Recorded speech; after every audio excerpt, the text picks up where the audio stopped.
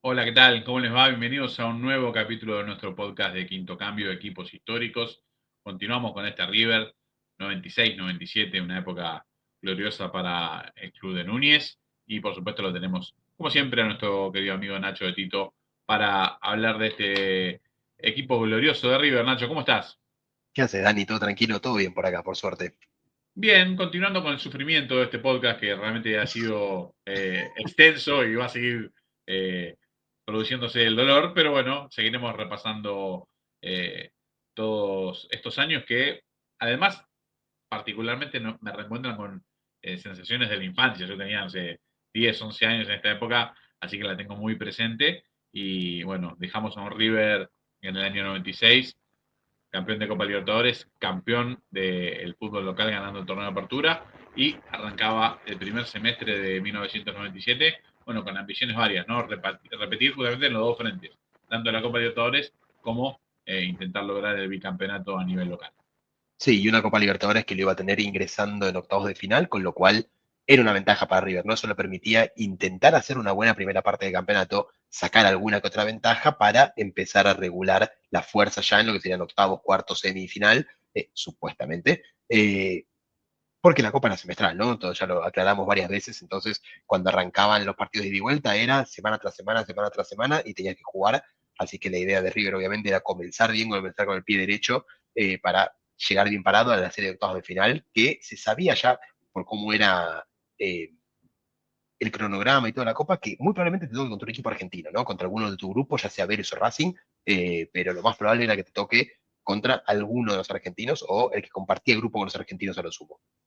Claro, sí, sí, sí. El hecho de que, bueno, se jugara por zonas y dividido en forma de que los equipos del mismo país estuvieran compartidos, sabías que, nada, la forma de entrar era esa. La oportunidad más grande de hacer este doblete que nadie pudo hacer, de ganar el torneo Clausura y la Copa Libertadores, se daba cuando un equipo en la vieja Copa Libertadores entraba después de la fase de grupos, ¿no? Cerraba muchos partidos, como lo decía Nacho, y era una oportunidad de oro, pero siempre pasa lo mismo, es una cuestión histórica que se ha repetido edición por edición desde prácticamente la creación de la Copa, y es cómo se iguala ante la chance de que se enfrenten equipos del mismo país. Es como que vos decís en la previa, quizás ese River era favorito contra cualquier equipo del continente, sacando algún brasileño muy potente ese año, ¿sí? Y sin embargo, tener un equipo del mismo país igualaba mucho la serie, terminó pasando eso, y bueno, es una historia que repasaremos también más adelante, pero es algo que pasaba en aquel momento y continúa pasando en el día de hoy, ¿no? Cuando uno ve Sí. un enfrentamiento entre equipos del mismo país, es como bueno, una resolución interna que no tiene mucha explicación. Nos pasa en el fútbol argentino y a veces nos pasa también cuando vemos mucho a Brasil, que decimos, mira, este equipo que para la imagen que tenemos nosotros en Copa Libertadores no puede perder nunca contra un equipo que no te da la misma sensación y sin embargo, bueno, a nivel interno se manejan otras cosas, ¿no? Se conoce Sí, mucho el conocimiento y el estudio del rival es mucho más grande. sí, pasó, no solamente con el equipo argentino, como bien decía, hace muy poco se jugó, creo que fue octavos de final de la Copa Sudamericana, Independiente del Valle contra Mushuk Runa, un equipo, uno que más o menos conoce el fútbol sudamericano, diría, bueno, Independiente del Valle debería ganarle, pasarlo Claro, por arriba, ¿no? Porque viene Independiente del Valle ya hace muchos años peleando de arriba y sin embargo lo avanzó por penales. O sea que al fin y al cabo podría haber avanzado cualquiera, ¿no? En una serie por claro. penales, si bien obviamente hoy en día hay mucho más estudio y todo detrás, sigue siendo, sigue siendo habiendo una cuota de azar. eh, y aún así, el Mushuc Runa dio una serie súper peleada con Independiente del Valle. Y en esa época, como bien decías, ¿no? Dividían por grupos y también las fases siguientes ya estaban establecidas. O sea, vos sabías que los del grupo, no sé, A, B, C y D iban por un lado del cuadro, E, F, G, H iban por el otro lado del cuadro. Eh, entonces, no me acuerdo, creo que había hasta F o hasta G de grupos, no me acuerdo. Pero iban todos por el mismo lado. O sea, por eso ahora pasa mucho que es muy difícil entenderlo. Si conociste la Copa Libertadores en el 2000, porque bueno, por temas de edad, o en el 99, tal vez vos no ves que eh, ahora yo veo estos cuadros que hacen y dicen, no, mira, no había ningún brasilero de ese lado del cuadro. Y no, porque iban todos de uno o del otro. No era que había dos brasileños de un lado, tres del otro. Clasificaban Claro. solamente los campeones, en ese caso el Brasileirao, del Brasileirao y de la Copa Brasil, y de Argentina el de la Apertura y el Clausura. Con lo cual había dos por país, más el campeón que a veces era argentino y brasileño. Eh, Entonces, la Copa Libertadores 98, que no vamos a llegar a analizarla en este podcast, porque ya nos queda fuera del periodo que analizamos, vamos a ver que los tres brasileños, o sea, los dos que clasificaron más el campeón, y los dos argentinos, los cinco están por el mismo lado del cuadro. Entonces uno puede ver ese cuadro y decir, qué fácil esa Copa Libertadores para el que vino del otro lado. Bueno, era así, así estaba, así se sorteaba ya de antemano y lo sabías antes de empezar la fase de grupos. Sí, me acuerdo cuando Boca gana el torneo Apertura 98 y Ramón Díaz lo chicanea, lo chicanea un poco con eso, como diciendo, bueno, mirá, nos vamos a cruzar Claro, el año que viene en Copa y vamos a ver qué pasa.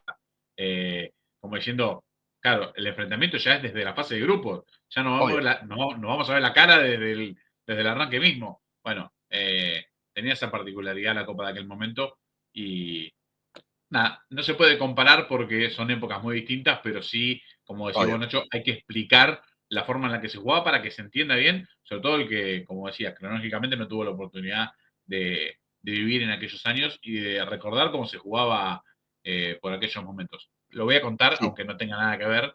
Alguna vez eh, un amigo futbolero me dijo, yo lo admiro mucho a Maradona, pero le voy a recriminar toda la vida no haber vuelto bien a Boca para jugar una Copa Libertadores. Acto seguido me di vuelta y me fui a mi casa. A ver, quiero decir esto, no por falta de respeto a la persona que lo dijo, que no lo vamos a nombrar, pero sí es esto, es juntar dos épocas distintas, hacer una conexión cósmica y creer que se pueden mágicamente conectar. A ver, en ese momento nadie podía decir el año que viene este equipo va a jugar Copa Libertadores. No había forma de calcular eso. En Argentina lo más cerca que estabas de jugar una Copa Libertadores era 6 a 8 meses, porque claro. cuando ganabas el torneo clausura, jugabas la Copa del año siguiente, razón por la cual imposible prever de todo eso. Y además el campeón, o sea, jugaba solo el campeón del país, razón por la cual Sí, era sí. mucho más difícil aún. A ver, pasaban la Champions de esa época, Nacho. Maradona no Obvio, jugó obvio, obvio, Champions obvio. todos los años. Jugó dos Champions, dos Copas de Campeones, las dos veces que fue campeón. Sí, sí, sí, sí. Pero mismo si había dos campeones que eran el mío, o sea, la única chance de jugar una copa sin ser campeón era que haya un bicampeón, como pasó, por ejemplo, con este River. Claro, con este Eh, River. Vamos a verlo después, sí, pero, claro. claro, pero después, no hay otra chance, y ahí era ser el mejor de la tabla general. O los dos subcampeones, hubo una época que era el mejor de la general y hubo otra época que eran los dos segundos jugaban un desempate. O sea, los dos Sí, subcampeones sí. jugaban un desempate para ver quién entraba a la copa. Que bueno, justo lo vimos en el Partido a podcast de muerte. Gimés de la Plata. Claro, justo Partido a lo vimos muerte. en el podcast de Cancha Gimnasia lo neutral. vimos. Sí, Cancha sí. neutral, un partido a matarse, una locura. Sí, sí. Hoy en día que, por ejemplo, el Brasileirao entran hasta el sexto, séptimo, y mismo en el fútbol argentino que entran los tres primeros de la tabla, más los dos campeones, más el campeón de Copa Argentina, y si hay un campeón de Copa Sudamericana, un séptimo, eh, hoy es impensado como antes solamente los campeones jugaban. Eh, Tal cual. Tal cual. es más, San Lorenzo con Gorosito, uno de los íconos del 90 de San Lorenzo, yo creo que jugó una Copa Libertadores en San Lorenzo. Sí, te iba a decir esto. A ver, Diego, que jugó poco en Argentina, no tiene partidos por Copa Libertadores y tiene solo uno internacional por Supercopa en el 97. Claro, Pero claro, la Copa que podría haber jugado, Maradona ya se había ido de Boca en aquel momento con el campeonato del 81 y después Boca habitualmente no salía campeón en esa época. De claro, en el hecho, 90 no será campeón. Casi. muchos de esos ídolos de la primera época o sea, de la última década del siglo, muchos no jugaron en la Copa Libertadores o jugaron una sola edición, porque el Claro. club no se clasificaba. Creo que esto también a veces hay que ponerlo en contexto y está bueno, alguna vez lo vamos a hacer más adelante en el podcast, ver en la época previa, como todos los campeones de Copa Libertadores habían sido antes campeones de su país, ¿sí? Y desde que cambió el reglamento habría que ver cuántos de los campeones del país son campeones después de Copa Libertadores y cuántos Sí, son clasificados solo por tabla, porque eso también nos demuestra cuando a veces uno le exige más a los clubes grandes, es, mira, vos cuando en tu liga, por presupuesto, por gente, por infraestructura, estás uno, dos, tres, cuatro, ¿sí? Y el país tiene 6 plazas, vos no podés no jugarla nunca la Copa. Vos de claro, 10 ediciones tenés que jugar 5, 6, 7, porque te está obligando no solo la historia, sino que todas las posibilidades que tenés para entrar hoy por hoy. obvio, obvio, obvio, Con obvio. lo importante que es competir internacionalmente, además económicamente hablando.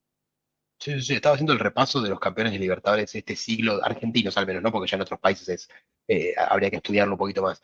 Digo, Boca en el 2000, 2001 y 2007 siempre clasificó como campeón. Estudiantes clasifica como campeón, el campeón de Isabela. San Lorenzo clasifica como campeón de Pisi, pero después el River que sale campeón en 2016, 2015-2018, ninguno de los dos fue campeón de liga para Claro, clasificar. River entra en el claro, 2015 creo que por Sudamericana, ¿no? Ah, no, sí. gana el torneo con Ramón, perdón. Nada con Ramón La del 2018 y entonces no llega por liga, no llega claro, por campeonato. lo que pasa es que estaba clasificado igual por la Sudamericana, porque gana las dos seguidas. Claro, la gana Sudamericana, claro. No, pero Claro. igual a la Libertadores del 2015 ya estaba clasificado por salir campeón con Ramón en 2014. Si perdiera la Sudamericana, De, cual- clasificaba igual. de cualquier forma tenía la plaza, está bien, está bien. Sí, Sí, sí, y sí. 2018, Bueno, 2018 creo que sí clasifica por tabla y no por ser campeón de nada. claro. Sí, sí, es verdad. Es verdad. Bueno, de hecho era la deuda pendiente de Gallardo Claro, no ganar que la, títulos locales. que la cumple en 2019, esa 2020, algo así, no me acuerdo Exacto. ya. Sí, sí, el último 2019. título antes de dejar de dirigir, Claro, de dejar River en su primera etapa, ¿no? Por supuesto, de eso estamos hablando. Pero bueno, bien, es un estudio mucho más complejo. De hecho, a ver, lo decía Nacho, Boca accede a la Copa del 2000 como campeón de Argentina del Clausura 99. De hecho, ese año ganó los dos torneos y a la del 2001 accede como campeón de la del 2000, porque claro. en el medio no es que ganó. Entonces, nada, se viene haciendo una cadena de cosas que antes era más difícil accederla, era más difícil jugar la copa tenía menos previsibilidad porque te agarraba en la época del año que a la Conmebol se le ocurría jugarla también. Bueno, son torneos que fueron haciendo historia y nada, hasta hace muy poco, Nacho, nosotros somos hijos de las doble final, la final de ida y la de vuelta, Sí, de sí. día, Sí, día de viajar a de... un país, de viajar a un país a jugar los dos Sí, partidos directamente y no tener que sí, hacer sí, dos sí, viajes. tal cual. Sí, sí. A ver, Lo, lo- pensaba, lo- digo, lo explicamos en la Copa de River, ¿no? Del 96, que sí, San tal Lorenzo y cual, River viajaron a Venezuela, jugaron y después vinieron acá y jugaron acá. tal Se cual. sacaron todo encima. Eh, no Otra había un época, cronograma tan estricto como hoy, que hoy dice, no, el 17 de abril a las 9 de la noche jugás en Puerto Ordaz y después te vas el 3 de mayo a las 9 de la noche jugás en local.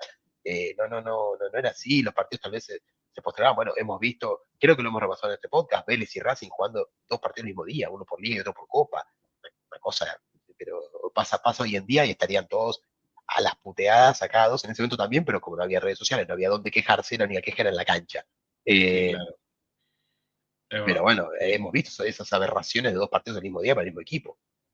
es verdad, ha cambiado mucho. Por suerte en algunas cosas para bien, otras Obvio. uno quisiera que volvieran a las fuentes, pero bueno, no se pueden todas. Pelearemos porque algunas así sean. Pero bueno, arrancamos el repaso de lo que fue este torneo clausura 1997, un debut de River con victoria como visitante ante Gimnasia de la Plata en la fecha 1. En la fecha 2 si no me equivoco, recibiendo a Unión de Santa Fe con goleada por 4-0. Arranque fuerte de River con los primeros 6 de 6 y serán 9 de 9 porque en la visita a Banfield una victoria por 2-0 para obtener los primeros 3 triunfos del campeonato, Nacho. Sí, un arranque que parecía que iba a seguir emulando lo que fue el final del campeonato anterior, ¿no? River arranca, bueno, vamos a ver ahora justo con 4 victorias consecutivas también, porque le gana a Huracán. Entonces, River seguía en la misma tónica, no bajaba el pie del acelerador, 4 partidos, 4 triunfos, 12, puntaje ideal, no tenía copa hasta dentro de un par de meses, todo parecía indicar que River iba a desfilar hacia otro título, eh, pero acá se dieron una seguidilla que vamos a analizar bien en detalle, porque es muy fácil diciendo los resultados de cuándo ganó y si eso lo podemos decir rápido, son 19 fechas, lo decimos, se terminó. Hay que ver todo cómo fue cambiando el campeonato para River y cómo fue cambiando la cabeza también de los jugadores de River, porque en el medio pasaron un millón de cosas. Tal cual, lo decía Nacho, cuarto partido, cuarta victoria con la goleada 3-0 de Huracán. En la fecha 5 llega la primera pérdida de puntos, un empate de visitante con Deportivo Español y rápido en el campeonato, raro en aquella época donde se Sí, sí, sí. solía quedar de la mitad para atrás. Le hicimos rápido en el campeonato, fecha número 6, superclásico de fútbol argentino. Año 1996, lo vimos, se jugaron los dos clásicos en cancha de Boca y en este año 97 se van a jugar los dos clásicos en la cancha de River, empezando por fecha número 6 del torneo clausura. River va a recibir a Boca en un partido que nada, ni el mejor guionista de Hollywood puede Sí. armar un partido con tantas vicisitudes como tuvo este jugador aquel día. Tenemos imágenes, vamos a repasarlo y vamos a ir contando algunas cositas de lo que pasó aquel día en el Monumental. Sí, un partido como, obviamente vos no vas a decir lo mismo, Dani, pero como neutral fue un partidazo. La verdad Sí. daba gusto verlo, pasó de todo, penales cerrados, goles, una locura. La ley del ex, como vemos acá. Ley del ex, gol de Gabriel Cedrés, que recién pasaba, hacía poquito, dentro de esta misma temporada, de River a Boca, golazo de cabeza de Palomita en la media luna del área, tras centro de Manteca Martínez. Ponía el 1-0 para Boca cuando, prácticamente recién amanecía el partido. Gambetita a la torre, haciendo una de las de siempre. Gambetta, remate, rebote de Bonano y el Manteca Martínez poniendo el 2-0 para Boca, minuto 17. Boca ya a los 17 minutos ganaba 2-0, sorprendiendo a todo el mundo. Y nada, vamos a ver que hay muchas más sorpresas. Creo que el VAR no lo cobraba este gol, Nacho. Me parece que estaba un poco No, no, offside. no, para mí era offside clarísimo, pero bueno. Bueno, el Sheriff ve penal y De las cosas que solo con... veía el sheriff. Sí, sí, sí, con 20 y pico minutos, 22, 23 minutos, penal para Boca. Imagínense el desconcierto, ¿no? Un River ultracampeón contra un Boca que seguía en formación todavía de la mano de Beira, que arrancaba su proceso y a los 22, 23 minutos, Boca estaba 2-0 arriba y con penal a favor. Bueno, ahí vemos un penal que supuestamente Sí, por agarrón a solo Traverso Castrilli, o a solo Cedrés, Castrilli no que quería sé. ser más protagonista que los jugadores puede cobrar. Tito Pompey para ejecutarlo, Bonano en el arco, el Tito convierte, pero no.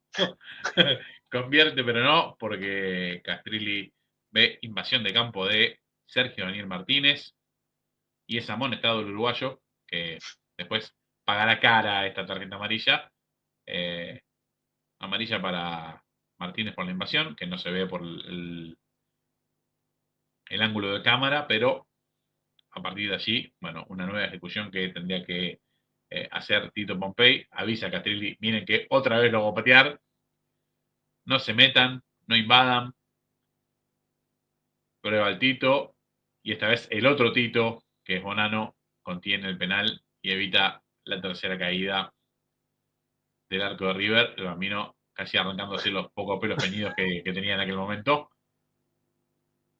Pero, Esa abundante cabellera. una muy buena salida de Boca. Y esta pelota de La Torre para Cedrés, que llegaba hasta el fondo y encontraba a Martínez completamente solo en el área para poner, sí, el 3-0 de Boca a los 29 minutos del primer tiempo. Nacho, nada, casi que medio inexplicable el baile que Boca le estaba pegando en media hora a este River, cuando en la previa, nada, ya sabemos que los clásicos se iguala todo, pero el favorito claramente era River. Sí, sí, pongamos en contexto un Boca que se estaba armando, un River que venía a ser campeón, un Boca que el único clásico que había jugado hasta ahora en el campeonato lo había perdido con San Lorenzo 4-0, en un Claro, baile histórico que se había comido el equipo del Bambino en el nuevo gasómetro. Y y cancha de River, yo creo que todos esperaban, no tengo un baile de River porque siempre es igual a los clásicos, pero una victoria dentro de todo cómoda de River, accesible. Boca llegaba abajo a la mitad de tabla a este tal partido cual. y se ponía 3-0 arriba en 30 minutos y podría haber sido 4 si era el penal de Sí, Popey. totalmente. Bueno, sobre el final del primer tiempo, en el minuto 42, otra ley del ex, porque Sergio Berti convertía para River un descuento importantísimo que lo ponía a River en Sí, partido cuando todavía no había terminado el primer tiempo, con la gran complicidad de Sandro Guzmán, a que le mandamos un saludo sí. grande, eh, nada, dejando recuerdos en este partido. Y además, si Boca apreciaba alguna ventaja más, apenas arrancado el segundo tiempo, después del full a Diego Latorre, el actual comentarista de ESPN, Berizzo se iba a ir expulsado y Boca iba a quedar con un jugador más. Así que ganando 3-1 y con uno más, tenés que tener la pelota, tenés que estar tranquilo, el tiempo juega a tu favor. Pero bueno, Martínez 20 minutos después se iba a encargar de igualar la cantidad de jugadores por lado, porque se iba a hacer expulsar de manera tonta al Manteca con una mano innecesaria eh, cerca del área de River. El Sheriff, por supuesto, no iba a dejar faltar la oportunidad de expulsar a alguien, así que lo expulsó a Martínez. Y este gol, que es el que termina cambiando la suerte del partido, ¿no? El Sí, gol Luigi Villalba. de Luigi Villalba, cuando faltaban 15 minutos. Un Luigi Villalba que alguna vez lo escuché decir que este gol le extendió la carrera a 3 años, porque ya estaba cerca del retiro. Lo dijo medio chistoso, pero es cierto, ¿no? Apareció en los primeros planos de River después de hacer un gol en un clásico también para entender lo que significaba hacer un gol en los clásicos de aquella época, sobre todo en este que, bueno, es muy recordado para la gente de Sí, River, es un clásico muy importante. sí, una buena decisión por encima de Sandro Guzmán, que le había ganado el puesto a Bondancieri después de un flojo arranque del Pato en el campeonato. Sí, O sea, Boca bueno, recordemos, todavía estaba peleando con definir un arquero.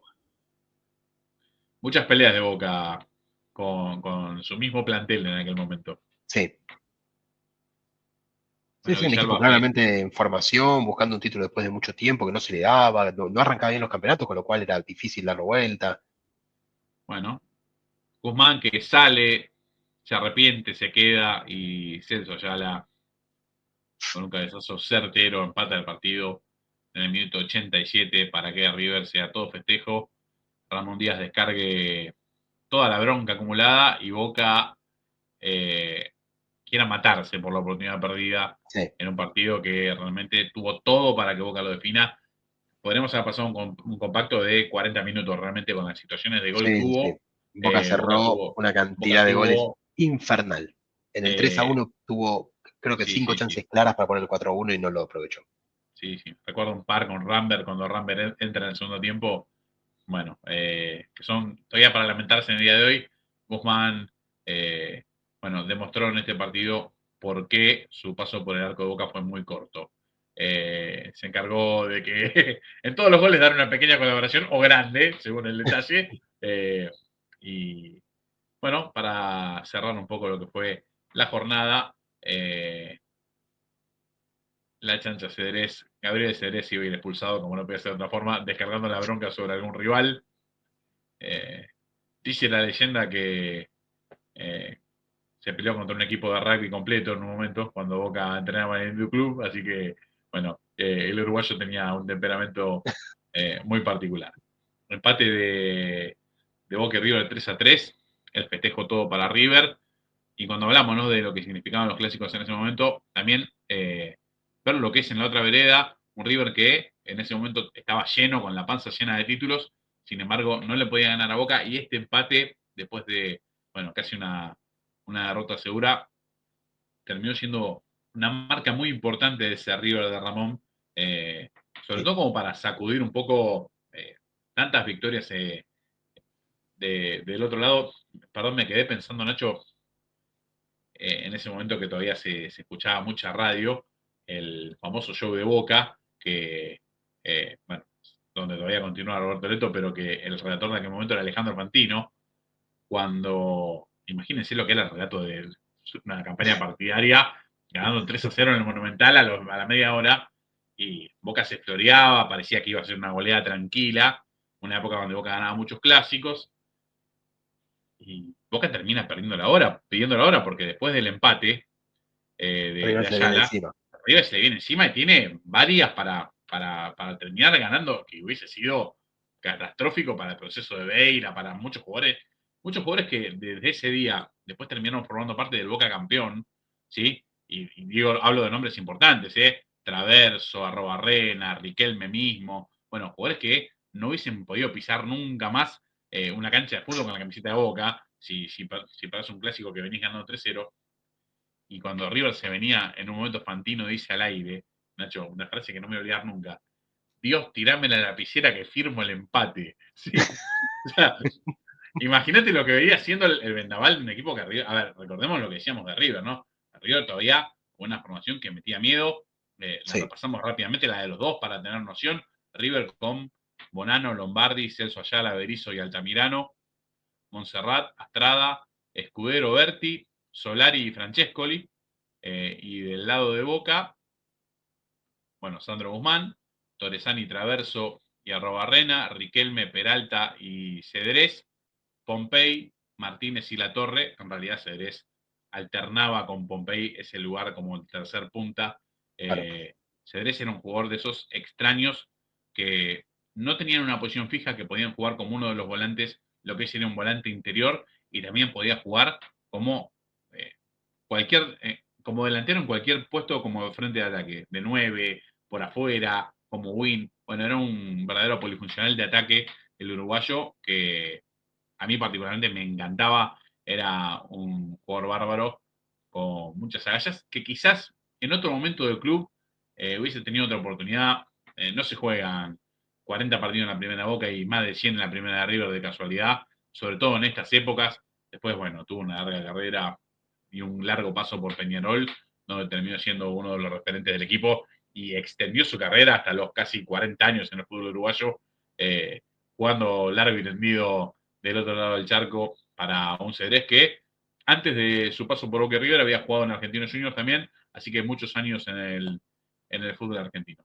Pero Yo bueno, lo que recuerdo de Cedrés, porque lo leí en su momento, era que le hizo un gol a Peñarol llorando cuando jugaba en sí, River es de Uruguay. cierto, es cierto, es El cierto. número Sí, uno de sí, es Gaby cierto, Cedrés. es Eh, cierto. bueno, un River que ese partido no contó ni con Julio Cruz ni con Marcelo Salas.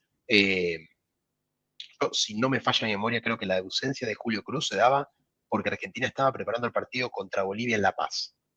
Puede El ser. famoso partido con Pasarela 2-1, donde justamente Julio Eh, Cruz sale damnificado.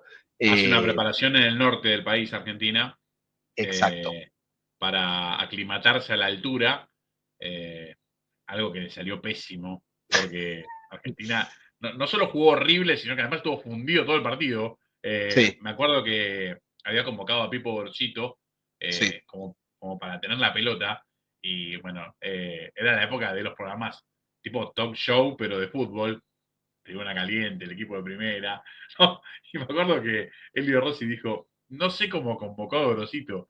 Y no sé cómo Gorosito aceptó la convocatoria, porque después de este partido no va a poder jugar nunca más en la selección argentina. sí, sí, sí, sí. Bueno, al pobre Eh, Pipo, lo de Pipo era extendido para todo el equipo. Argentina jugó muy, muy mal y cayó ante Bolivia en una época donde, sobre todo en la primera etapa de la eliminatoria, se le ponía bastante complicada a la Argentina en pasarela, hasta que tiene una victoria en Colombia, que es la que sacude un poco sí, las aspiraciones del Kaiser, y a partir de ahí se ve una Argentina distinta. Pero en la primera etapa, y sobre todo en ese momento, Nacho, ¿te acordás? Los cambios de arquero, no encontrar el arquero fijo, bueno, lo que pasa con Cruz, el episodio este que vos mencionabas, donde le pegan de un lado y después aparece cortado del otro lado, bueno, una historia terrible que trajo aparejado ese enfrentamiento con un Cruz que salió desmayado y Argentina quiso pedir los puntos y terminó haciendo una barbaridad así, y un Nacho González que termina perdiendo el puesto